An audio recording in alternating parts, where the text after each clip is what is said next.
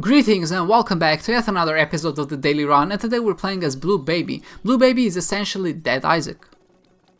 I'm just kidding. Blue Baby is essentially one of my favorite characters in the game, and that's just because of how balanced he is, and I mean balanced in a challenging way. So you have characters like the Lost or the Keeper, and they're very severely limited in a lot of their aspects. What I really don't like about them is that you're very limited as to which items you take. So while the Lost can't have any HP ups at all, at least Keeper gets flies from actually picking up red consumables, red hearts and spirit hearts and things like that. But still, it feels very limiting that you're not able to use so many items which serve in this game. A lot of items which deal damage to you. There's a lot of mechanics where you have to intentionally take damage in order to get a benefit, and you just can't do that with those characters.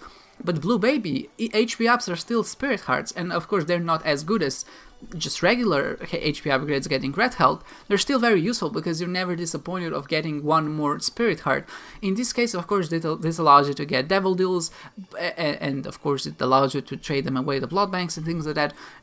And of course, it's a bit more risky to do that just because spirit hearts are a much more valuable or a rare resource, but at the same time, it does put more weight on every single decision you make. So because spirit hearts or devil deals are essentially 3 hearts each, that means you can only take 3 before dying, and in some cases you won't have enough spirit hearts to do that, so you'll have to make a choice, but you will still have that choice. And that's what I really like about Blue Baby as a challenging character that no other challenging character, in my opinion, kind of captures. With the Lost, you don't really have those decisions. It's essentially don't get hit.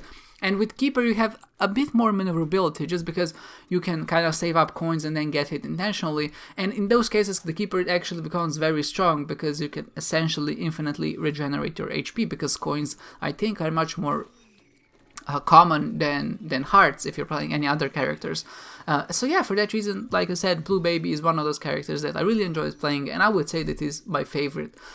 But as for this daily, you saw that the second floor was Curse of Darkness, and I hate the Curse of Darkness because you can't see anything. And I swear that there are variable degrees of darkness, I guess. So not every single Curse of Darkness is exactly the same. Some are actually darker than the other. I'm not really sure, that's just my anecdotal evidence. Maybe it just seems that way, but it can get quite annoying sometimes.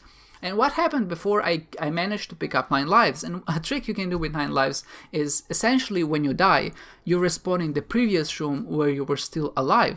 So if you have 9 lives, what you can do in Devil Deals, you can actually take a Devil Deal, walk out of it really, really fast, and then you will be respawned back in the Devil Deal, and then you can take another item. So if you know this trick, maybe it's a bit of a trick, you can circumvent the limitations of how much HP you have, so you can essentially pick up as many Devil Deals, as much lives as you have. And of course with 9 lives, that means you have 9 lives, essentially means you can pick up 8 Devil Deals, which would be technically, or usually it's enough to last you through the whole run. And if you know this trick, and of course I wouldn't expect a lot of people to know it just because it's quite obscure, and if you haven't played the game for a long time, you can do a lot of things with it, and not just Devil Deals. You can also trade your hearts on the blood banks. Essentially what's happening with those 9 lives, if you use them as resource, you get 9 spirit hearts.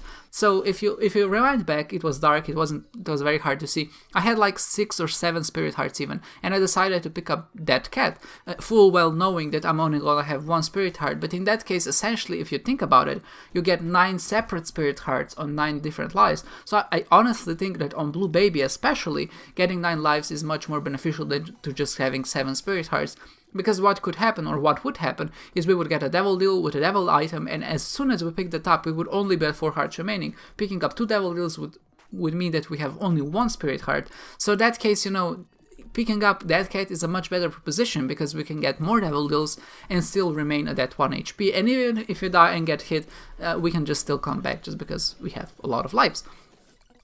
So now that we kind of learned what that trick is, that's not actually the only trick that I have up my sleeve in this particular daily, which led to a very good score in the end. And as soon as I entered the shop, you can see the jar is on sale, and you might be saying, the jar, why would you use the jar? The jar is one of the worst items in the game, and you would be right if there wasn't for a scoring system, and I'll explain in just 2 minutes after we finish boss rush what exactly you can do to get a lot of score with the jar. Now I picked up the Polaroid, which is the obvious choice in this situation, because I kept a teleport card. So whatever you do on a daily that only goes to Mom, you generally want to have a teleport card so you can actually get out of boss rush and then explore the rest of the floor, or maybe play the arcade or something like that. In this case, of course, I actually didn't play the arcade at the start of the blood bank, because I was thinking that I will go to the boss rush first, get some spirit hearts, I'll get the Polaroid from Mom, and then I can go back and actually play the blood bank much more efficiently, because every time I actually get hit, I'll get an invisibility shield, which I can trade for more coins, and that way I can increase my points and get a batch of Shrek bonus in the end. And of course that worked out, because thankfully this floor had the stars card in the shop, and that was quite unfortunate. Sometimes you just won't find it, even if you have enough money, just buy every single card. Sometimes you just have to go in boss rush, do it, and then finish the round, which always feels very anticlimactic, because it feels like you didn't get a real conclusion to your run. But in this case, of course, we do have the stars card, so we can get out of boss rush as soon as we do it. Overall, this run wasn't particularly strong, at least not in the sense that you would normally be strong. We weren't just one-shotting enemies, and we didn't really have a lot of DPS, but thankfully what we did have was that Polaroid invisibility and the cube of meat, or the bandage, the ball of bandages, that's what I meant. And then you can use those as soon as you get hit to actually kill the bosses in a quite fast manner. With that said, as soon as we finished boss rush, of course I teleported out. I saw a bunch of hearts and I picked up the jar, and you're saying right now, he's crazy, he's killing himself intentionally with blood bank. He bought the jar for some reason, and what the jar actually allows you to do, because we have Maggie's bow, and even without Maggie bows this works, but having Maggie's bow makes it kind of easier. Every time we pick up a heart in the jar, we actually get points, and every time we use the jar to actually drop hearts, we don't lose any points, because the game doesn't recognize us as us losing health. Essentially what it thinks we're doing is just emptying the jar, and obviously there's no penalty for that. So what happens if you actually have Maggie's bow alongside with it? This happens, you just get a bunch of hearts, because every time you pick up a heart, you get 2 hearts, but every time you drop a heart, you get as many hearts as there are in the container, which means that when you pick up 2 hearts, you actually have 4 hearts. When you drop them, then you get 8 hearts, and it basically doubles every time you use it, which is a very wild combo and a very crazy one. And if you don't know how the jar works, or maybe never experimented with it, because there's no reason to take it on a daily run, it's just a bad item in general. But when you have it, you can actually do something like this and just get a ton of points. You can see that our Shrek bonus is 10,000, and we did finish at around 27,000 points, which is obviously amazing for a run that only goes to Mom. And we were ranked 17th on the Greedbot leaderboards, which is a leaderboard switch.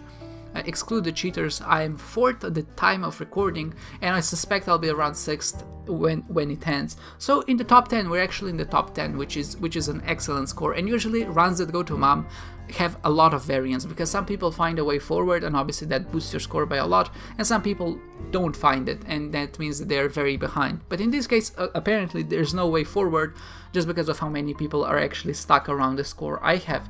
And of course, breaking the game, just finding a way to really abuse the jar to drop the hearts and then pick them up again is a good way to get a good score in the end. And with that said, guys, I hope you enjoyed this one, and I hope to see you next time.